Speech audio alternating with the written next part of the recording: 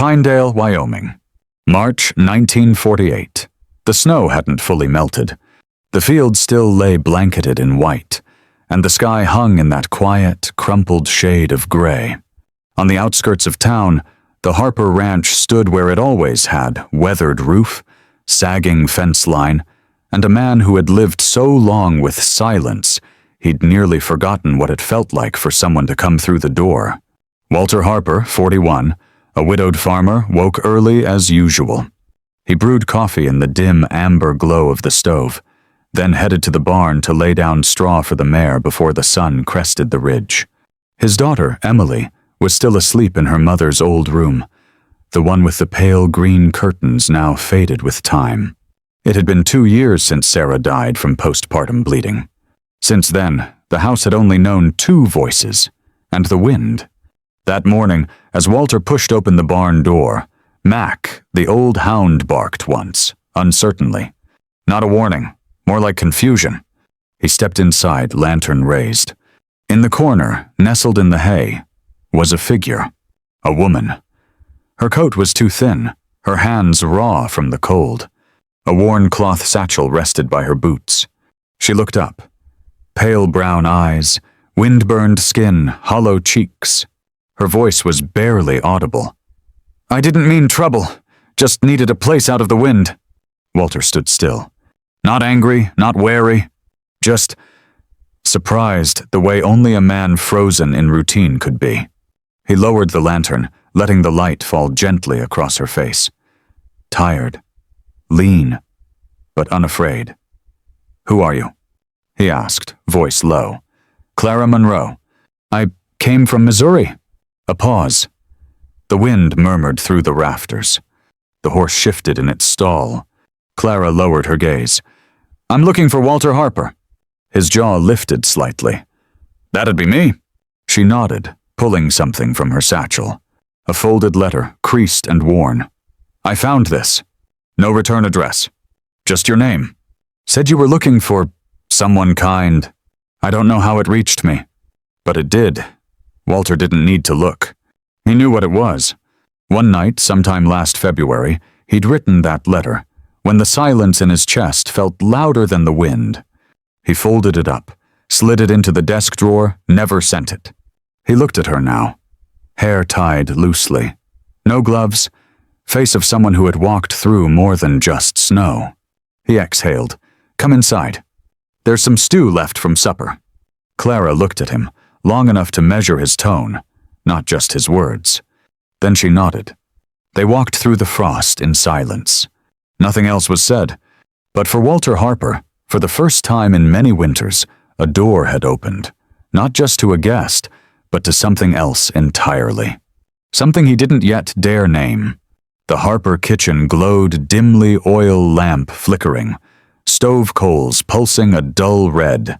Clara sat at the worn wood table, hands folded in front of her like she was still trying to hold warmth close. She had taken off her coat, revealing a faded ash-gray wool dress with a high collar. Her sleeves were rolled up, showing hands chapped from cold and whatever road had brought her here. Walter placed a bowl of stew in front of her, without a word. She whispered a thank you, voice cracking from days of wind and silence. Clara ate slowly, like someone who'd learned to stretch every bite more from caution than appetite. Walter sat opposite her, holding a chipped coffee mug, eyes settled somewhere in the empty space between them. He didn't ask questions. He didn't need to. The silence between them didn't feel hollow. It felt shared. Footsteps, light and uneven, touched the creaky wooden floor. Emily, 6 years old, emerged from the hallway, hair hastily tied, still tangled from sleep. She clutched a handmade rag doll, the one her mother had sewn before passing. She paused at the kitchen threshold, staring at the unfamiliar woman. Her eyes weren't afraid, just cautious, the way children become after learning how to live with loss. Clara turned gently, her smile warm but small. "Good morning, sweetheart." Emily didn't answer. Her eyes shifted to her father. Walter gave a single nod. "This is Miss Clara. She'll be staying for a little while." The girl nodded and walked to the table, climbing up into her usual chair, doll held tight against her chest. Clara ladled a smaller bowl, blew on it, and placed it carefully in front of her. Emily bowed her head and began to eat. Walter looked at the two of them, one at each end of the old table. And for the first time in a long while, the house didn't feel too big. After breakfast, Clara stood to clear the dishes. Walter started to protest, but she was already lifting the basin of water. "I can manage. My hands still work fine." Her tone was calm, not defiant. He watched her a moment. Her hands were thin, trembling slightly from the cold, but steady. She wasn't soft. She was the kind of woman who had learned how to keep going. Outside, the snow was beginning to recede. Patches of brittle brown earth appeared where the frost had surrendered. Walter pulled on his coat and stepped outside to repair the back gate, the one the wind had loosened again. Clara followed. He turned back. "You don't have to." "I'd like to," she said before he could finish. Not sharp, just certain. They worked side by side in silence. Clara held nails, passed tools, never needing to be asked. She didn't speak to fill the quiet, and Walter found that he liked that. It mirrored how he moved through the world deliberate, unhurried. Emily wandered into the yard, dragging her doll behind her. At some point, the doll's arm had come loose. Clara knelt down, pulled a needle and thread from her coat pocket. A woman always carried one if she'd known hardship, and stitched it up with a gentleness that made Walter pause. Emily watched her fingers work. "Thank you." "Every doll deserves to be fixed," Clara replied, smiling. That afternoon, Walter stood on the porch as Clara carefully wiped the soles of her boots before stepping inside. A small gesture, but it caught him off guard. He didn't know what to call what was beginning. But for the first time in 2 years, this place didn't feel like just a house anymore. It was beginning to feel like home. The next morning, snow still clung to the roof, but the light had softened. Clara was up before anyone. She stoked the fire, boiled water, brewed coffee without asking where anything was. Somehow, she found what she needed, as if the rhythm of this place had already been stitched into her memory. When Walter stepped into the kitchen, still in his snow-dusted coat, he paused. The smell of fresh coffee hung gently in the air. Clara stood by the stove, her hair tied back, moving like she belonged. She didn't look over her shoulder. "I'm used to early mornings," she said simply. "Sit down." He sat. She poured the coffee and placed it in front of him, quiet and matter-of-fact. Walter didn't reply, only nodded. The warmth drifted upward into his face like something long missed, but not forgotten. Emily padded in a few moments later, hair tangled, her nightgown dragging at her ankles. She climbed into her usual chair without a word. Clara placed a bowl of warm porridge with a drizzle of honey in front of her, then sat down as though she'd always belonged there.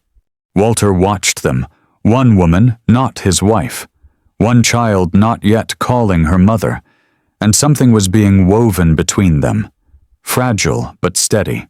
After breakfast, Clara stood to wash the dishes. Walter moved to help, but she spoke first. "I've scrubbed dishes for a living. I've still got 2 hands." Her voice wasn't defensive, just firm. Her sleeves were rolled up. Her hands were worn, but steady. She washed, he dried. The silence between them wasn't awkward. It was rhythm, like old boots on familiar floorboards. Outside, the snow had thinned.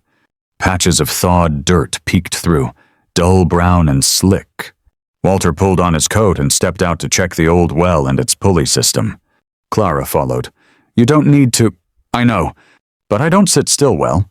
They worked in parallel under a cold but kind sun. Clara handed him rope, braced the bucket, moved with quiet purpose. Walter noticed she wasn't here to be sheltered. She had come to live, even if just for now. That afternoon, Emily returned from the yard with a scrape on her knee. Clara knelt, washed it with warm water, and wrapped it neatly with a clean cloth. "No fuss, no dramatics?" "Mom used to do that," Emily whispered, staring at the bandage. Clara paused for just a beat, then rested her hand lightly on the child's. "Your mother loved you deeply." Emily looked up, eyes blinking fast, then buried her face into the old house cat's fur. Walter stood near the porch, hands buried in his coat pockets. There were things unsaid that still echoed loud. That evening, Clara sat peeling potatoes at the kitchen table. Emily rested on the floor nearby, humming a tune with no words. Walter sat across from them, chin propped on his hand, watching. No one brought up the past. No one asked about the future. But this house-long hollow was starting to warm again. Not from fire, from presence. The next morning, the sky had turned heavy. Clouds piled over the distant mountain ridge, hinting at another snowfall. Walter rose earlier than usual, headed to the barn to check the tin roof and the feed bins. When he returned, the fire was already lit, the scent of coffee curling through the air, and Clara stood by the stove, wool sweater buttoned high, hair tied back, hands resting quietly as she waited for the water to boil. No words were exchanged as he entered, but the silence wasn't tense, just settled. Clara poured the coffee, placed the cup in front of him, then sat at the table like it had always been hers. Emily came in a few minutes later, her hair brushed, nightgown tucked neatly. Clara placed a warm bowl of porridge in front of her, blew gently on the surface, then sat beside her, watching each small spoonful rise to the girl's lips. No fuss, no coaxing. Just presence, steady and right. When Emily wandered off to sit near the fire with the cat, Walter walked to the desk by the window. He opened the drawer, rummaged a moment, and pulled out a crumpled piece of paper. The edges were soft, worn from being folded and unfolded too many times. He sat and smoothed it flat under the lamplight. Clara came in, arms full of firewood. When she saw the letter on the desk, she paused. Her gaze wasn't startled, just softened, as if recognizing something private now out in the open. She asked quietly, "Is that the letter?" Walter nodded. "I wrote it one night when the silence got too loud. I never sent it." Clara stepped closer, sat across from him. The lamp's glow caught the calm in her face. "It found me," she said. "No address, no sender. It came like something meant for me." Walter looked at her for a long moment. Her sweater was mended at the elbow, her hands still raw from the cold, but her gestures were certain, deliberate. She hadn't come to be rescued, and she hadn't come to cause trouble. She came because something inside her had cracked, and instead of breaking, she'd followed the crack forward. "I didn't invite you," Walter said. "You didn't have to. I came because someone once wrote that he needed someone kind." He folded the letter slowly, carefully, as if handling something more fragile than paper. No tremble in his fingers. "Only acknowledgement." "Maybe you should keep it," he said. Clara took it gently. "I don't want to stay where I'm not wanted. I didn't send that letter because I thought no one would answer. But you did. Between them, silence. Not emptiness, just words no longer needed. That day, the sky stayed dim, but the snow held off. Walter worked on the henhouse door hinge. Clara cleaned the old shed. She moved through the space like she had been born there, broom in hand, lifting dust, sorting planks without being told. When they met later at the well, they brushed snow from each other's shoulders without speaking, then walked together back to the porch. That afternoon, the wind went still. The ground remained heavy with old snow, dull and deep, but not as bitter as the days before. Clara stood on the porch, hands resting on the rough wooden railing, eyes fixed on the tree line across the far field. Her thick sweater was buttoned up to the collar, her braid tucked neatly down her back. She looked like someone who had lived here longer than anyone could remember. Walter stepped out behind her, arms crossed. They stood in silence, watching the land breathe. The air smelled faintly of pine and ash. He asked, steady voice, "That letter, who gave it to you?" Clara didn't turn, just let her fingers run along the rail. "The woman at the agency in St. Louis. She said it came from a man who never heard back. Maybe he forgot he sent it. She gave it to me on a feeling." "And you came all this way on a feeling?" Clara turned then. Her eyes were unreadable. "I didn't have much left where I was. Just one sentence." But in the silence that followed, Walter heard everything. She hadn't collapsed. She'd been pushed out of places that once felt safe until there were none left. And at that point, it wasn't hope that moved her forward. It was the absence of anywhere else to turn. "I worked in a general store," she said after a moment. The owner's wife got sick. He needed help. Then he wanted more. I said no, lost the job. Lost the room upstairs. Walter clenched his jaw slightly.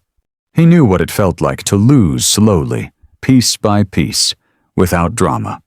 Just quiet shut doors, one after another. This place isn't much, he said. It's real, Clara replied. That's more than I've had in a long time. That night, Clara peeled potatoes in the kitchen while Emily sat beside her, legs swinging, chattering about the hen that finally laid an egg. Walter sat nearby, chin in hand, watching. It wasn't longing in his chest. It wasn't grief. It was something new, something building, and he wasn't sure if he was ready to name it. After supper, Clara washed dishes, quietly humming a tune without words. Emily leaned into her, eyes growing heavy. Clara smoothed the girl's hair, and when she looked up, she met Walter's eyes. No smile, just a small nod. Would it be all right if I stayed through the storm? She asked, voice hushed, like someone afraid the answer would break the spell. You can stay as long as you like, he said without hesitation. She didn't smile, but her shoulders eased just slightly, like someone who, for the first time in years, wasn't planning her exit. The next morning, the snow returned, soft, fine, steady. Walter rose before dawn, checked the barn roof, and came back with frost in his beard. Inside, the house was warm, not just from the stove, but from someone moving in rhythm with it. Clara knelt at the hearth, coaxing the coals back to life. Emily sat at the table, trying to knit with scrap yarn, her small hands tangled. Clara guided her fingers gently, never scolding, never hurrying. Just steady, warm presence. Walter stood in the doorway, watching. He had built this house with his own hands, painted its walls, measured its beams. But for 2 years it had been hollow. Now it breathed again. Coffee's on, Clara said without looking up. He set his gloves near the fire, boots squeaking slightly on the floor. I noticed, he replied, and his voice was warmer than usual. Emily looked up. Miss Clara is teaching me how to knit. That so? Walter glanced at the crooked yarn.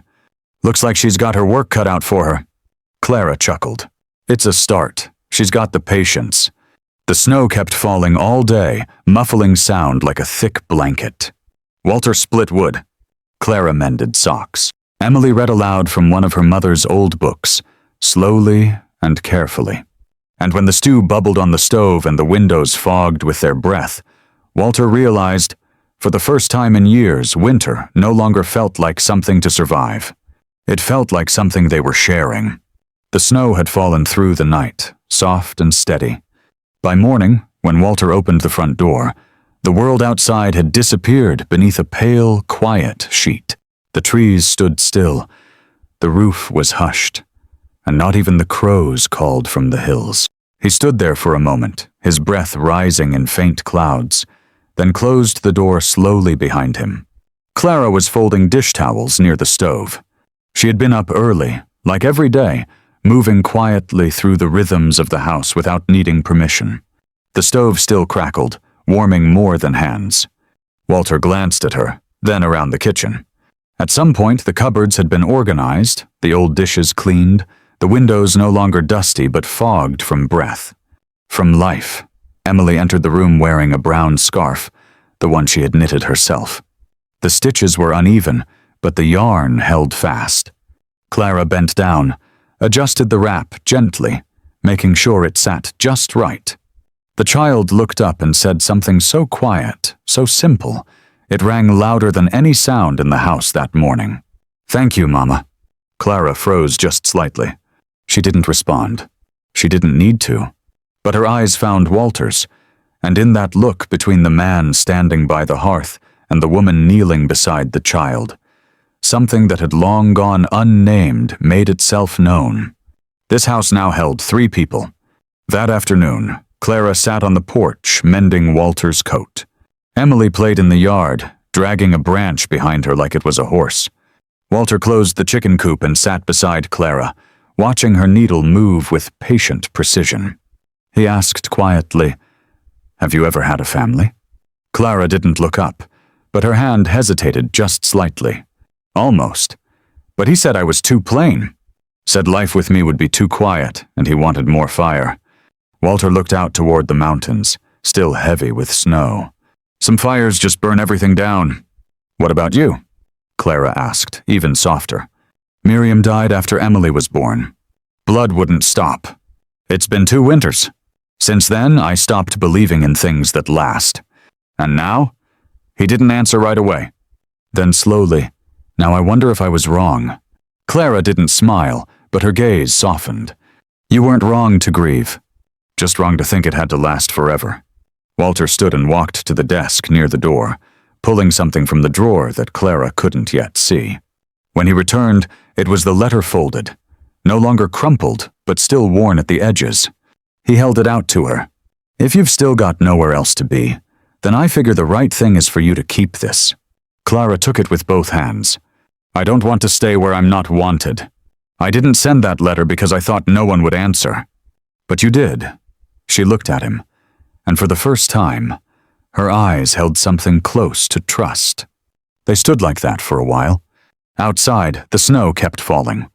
But inside the wooden house in Pinedale, something had begun to thaw. Since the day Clara held that letter again, things at the Harper house began to shift. Not loudly, not all at once, but steadily. Breakfast always had 3 portions now. The kitchen no longer echoed with the sounds of just one person. Emily no longer looked at Clara like a stranger. She tugged on her dress when she had something to share, nestled into her arm when she was tired. Sometimes Walter caught Clara watching the child longer than necessary, her gaze filled with a tenderness that had never needed blood to take root. Clara didn't ask about marriage. Walter never offered a proposal, but both of them knew her presence was no longer temporary. She didn't stay because she had nowhere else to go. She stayed because this place had become part of her, like the rhythm of hammer on wood, the creak of the porch in the wind, and the smell of morning coffee in a quiet home. One afternoon, under a gray sky and a restless wind, the old shingles above the barn lifted loose. Walter climbed up to repair them.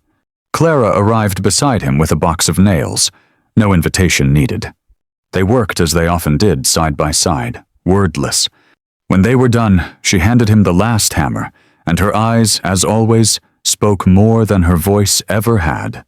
He looked at her, then said something he could no longer hold inside. I used to think this house was where I'd live out whatever years I had left. Now I don't. Clara didn't respond right away. She glanced up at the roof they had just finished, then back at him.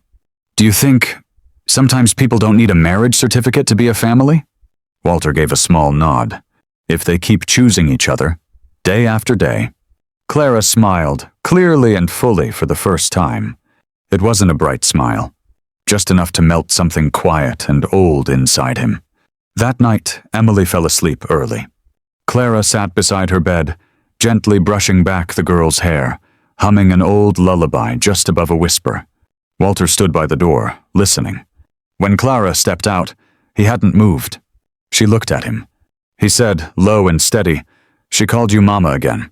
"I know. She said it like it didn't need to be explained." He asked, "How did it feel?" Clara looked up, her eyes catching the soft lamplight.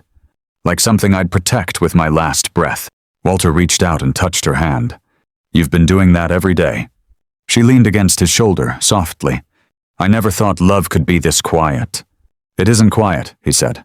"It's just steady, like the ground under your feet." They sat like that for a long time, not in a hurry, with no promises. Outside, the wind eased. Inside, the space no longer needed locks, because no one here was planning to leave. That morning, the sun rose slow, as if unsure it wanted to break through. Most of the snow had melted, leaving behind patches of soft, muddied earth and deep wagon tracks long frozen in place. The air smelled of thawed soil, of something just beneath the surface, waiting. Clara sat on the porch shelling beans into an old wooden bowl. Her braid was tied high, the thick winter sweater replaced with a lighter coat. Emily played nearby, tying a red ribbon around the neck of the hen she'd named Daisy. Walter was by the barn, fixing the door hinges, sleeves rolled up, frame solid and quiet. Clara heard the hoofbeats before she saw him. She looked up. On the long road leading to the ranch, a man on horseback approached, straight-backed, polished boots, a coat too clean for the dirt road. She stiffened the moment she saw his face. Her hands paused mid-motion. Emily kept playing, unaware. Clara stepped forward, subtly positioning herself between the child and the rider. Ethan Dawes. He dismounted slowly, pulling off his gloves like a man who'd forgotten the miles or the letter that once stood between them. "Florence," he said, wearing that half-smile that used to weaken her knees. "Didn't expect to find you all the way out here. I didn't leave a trail." He glanced past her, at Emily, at the porch swing, at the house. "Heard your name in town, figured I'd come see for myself. There's nothing here for you." He didn't blink. "You have a daughter now?" "She's mine, biologically? Number, but in every way that counts." His eyes shifted again, calculating as ever. "You married him?" He nodded toward the barn, where Walter was now approaching. "I did." Ethan smiled, but it didn't reach his eyes. "You deserve better." "I have better." Walter reached them then, calm, present. "Morning," he said, voice even. "I'm Walter Harper." Ethan gave him a once-over, lingering on the calloused hands. "Ethan Dawes. You're her husband?" "I am." Ethan studied him a moment longer, then shifted his gaze back to Clara. "She left a lot behind, you know?" Walter's voice didn't flinch. "She's not the kind of woman you leave and expect to find unchanged." Ethan exhaled. "You always had a way of making people feel seen, Florence. And you always had a way of disappearing when it mattered. I didn't come to fight. Number, you came to see if I was still breakable." "Are you?" "I'm not." Emily, noticing the tension, wandered over and clung to Clara's skirt. Clara scooped her up, pressing a kiss to the child's forehead. "I'm happy, truly. Whatever you thought you'd find here, it's no longer yours." Ethan mounted his horse again, slower this time. Something in his shoulders slumped. "You look strong." Clara didn't reply. Walter watched him leave, dust rising behind the hooves. He turned and asked softly, "You all right?" Clara exhaled, more than I expected to be. That night, after Emily had gone to bed and the porch had cooled beneath the stars, Clara stood at the window, arms crossed. Walter stepped beside her. She stared out into the dark. He always knew where to find the cracks. "He won't find any now," Walter said. She turned to him. "I used to think love was about being chosen loudly. And now I think it's about someone quietly staying." He nodded. "I'm not good with words." "You don't have to be. You show me every day." The spring winds had begun to stir through the Pinedale Valley, carrying the scent of wet earth and the sound of the creek waking after its long frozen silence. Behind the house, patches of soft green were slowly surfacing, unsure if winter had truly let go. Walter walked along the fence line with his hammer, hat low, eyes scanning for places where the thaw had made the ground give way. Nearby, Emily ran barefoot through the yard, her dress streaked with dust, arms outstretched toward the butterflies that hadn't been there yesterday. Clara stood at the edge of the porch, one hand resting on the worn wooden post, watching them with a smile that didn't need words. She didn't call their names. She didn't need to. Some bonds speak clearer in silence. In the kitchen, the stove still held its heat. Clara baked bread, her hands steady and practiced, as if she'd been doing it her whole life. When Emily's footsteps sounded on the porch, Clara wiped her hands on her apron, already reaching to open the door as though it had been muscle memory all along. Walter followed the child in, placing a bundle of fresh-cut kindling in the corner. He glanced at the rising dough on the counter. Clara met his eyes. No question spoken, but an answer already understood. "I just finished fixing the lower gate," he said. "The mare can be turned loose next week." "Spring's early this year," Clara replied. They didn't talk about anything too big. They didn't need to. The weight of words had been replaced by presence, by nods, glances, quiet acts that made conversation unnecessary. That afternoon, Clara showed Emily how to feed the sourdough starter, then helped her knead the dough across the flour-dusted table. Emily's hands were covered in white, her smile wide and unguarded. Clara didn't correct her. She just guided gently, patiently. Walter sat nearby, sanding the handle of an old plow. He looked up now and then, and that alone seemed enough. Later, as the light dimmed and the oil lamp cast a soft gold, Walter brought in a rough-cut piece of pine wood and began carving a small cradle. Emily sat nearby with her rag doll, and Clara repaired the hem of the girl's old dress with leftover fabric. No one had planned the moment, but each of them knew their place in it. The kind of knowing that comes not from instruction, but from quiet repetition. When the rain began tapping gently on the tin roof, it sounded like an old lullaby. Emily drifted to sleep on the long settee, her fingers curled around the edge of Clara's dress. Walter rose, pulled a quilt over her, and turned to Clara. She hadn't moved. She didn't ask what he needed. She just nodded like she already knew. He sat beside her. The rain softened. The silence between them lacked nothing. "I used to think I'd live out the rest of my life with only memories," Walter said. "And I used to think I was meant to pass through other people's lives," Clara whispered. Walter reached for her hand. "Neither of us has to pass anymore." Clara looked at him, her gaze warm like lamplight on a stormy night. Number staying has become the truest thing now. Spring passed in quiet rhythms. There were no big events, no sudden shifts. Just days that began with the smell of coffee, the sound of the well being drawn, Emily's small feet running across the kitchen floor, and ended with the oil lamp casting soft shadows on the wooden walls. Walter no longer counted the days as he did when he was alone. Clara no longer packed in her mind before bed. Emily no longer stirred in the night, afraid of waking up to an empty house. One stormy evening, lightning shook the windows, and thunder cracked loud enough to rattle the floorboards. Emily whimpered in her sleep, curling under her blanket. Clara came into her room without a word, sat beside her, stroked her hair, and hummed that same wordless lullaby. Walter stood quietly at the doorway, watching. He had once seen death take away his first love. Now he saw something else staying. After the storm, Clara sat beside him on the porch, her hands wrapped around a cup of hot tea. They watched the soaked fields stretch out beyond the house, where Emily ran barefoot among the wet grass and the chicks they'd raised from hatchlings. Clara spoke without turning. "I think I spent my whole life waiting to stop moving." Walter gave her hand a light squeeze. "You don't have to wait anymore." The next morning, with sunlight pouring gently across the porch, Emily called Clara Mama again. This time there was no pause.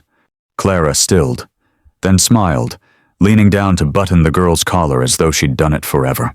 Walter brought in a single tulip from the garden first bloom of the season, still wet with dew. He didn't say anything. He placed it in a little jar by the window, where the morning light always reached. Clara saw it and didn't speak. She passed by and placed a hand gently on his shoulder. It stayed there long enough to say everything. As the day wore down, Walter sat on the steps whittling a piece of pine wood. Clara brought out 2 cups of tea, placed one beside him. Emily sat nearby, holding her mended doll for the 3rd time. The sky was clear. No wind, just the kind of stillness you only learn to treasure after surviving storms. "You once asked me," Clara said softly, "what I saw in you. And now you know?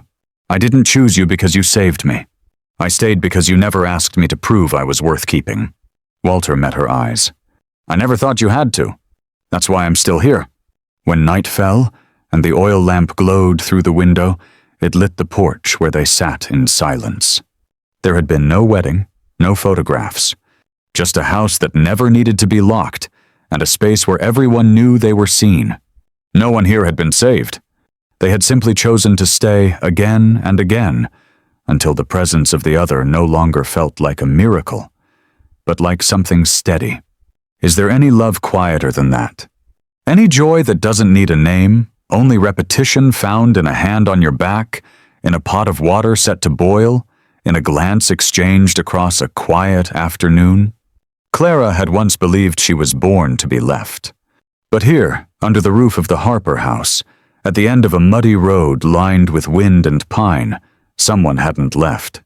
and she was no longer someone who would